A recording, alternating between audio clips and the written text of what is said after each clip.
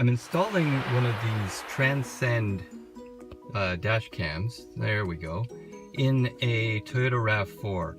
And you may see here it's a little bit of a challenge where the headliner meets the window. It's very tight and it's very difficult to actually thread it underneath. So what I've done is taken a very not sharp knife and used it to very gently pull back the headliner. So I've pulled it back a little bit, like so, and then I just feed the wire behind it like that. So I use the edge of my finger to kind of push it under.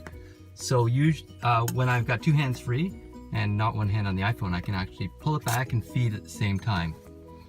And then I'm going to feed it down the A-pillar here. And on these cars, there's a rubber strip that you can pry back and then feed it down into the footwell and around to the cigarette lighter. So let me show you what that looks like. Here's what the installation looks like. It goes along the headliner here, and I managed to tuck it underneath. And right at the A-pillar, I was able to get a little bit of space between the airbag plastic insert around, down this rubber piece, which is pretty flexible, and then down, there's a part down here which actually is removable, so I think Toyota was thinking ahead.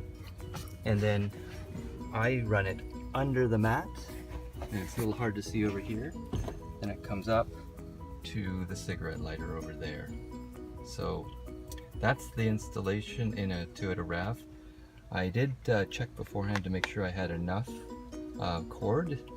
Transcend gives you about 6 feet of cord, so it's enough for most vehicles, but in this vehicle I did have to wrap it up, and that's the way it's going to stay. I prefer to have that wrap up there than underneath the mat, where it might cause a bump and get some friction. So that's about it. I hope you've enjoyed this. Hope it helps you install your Transcend 200 dash cam.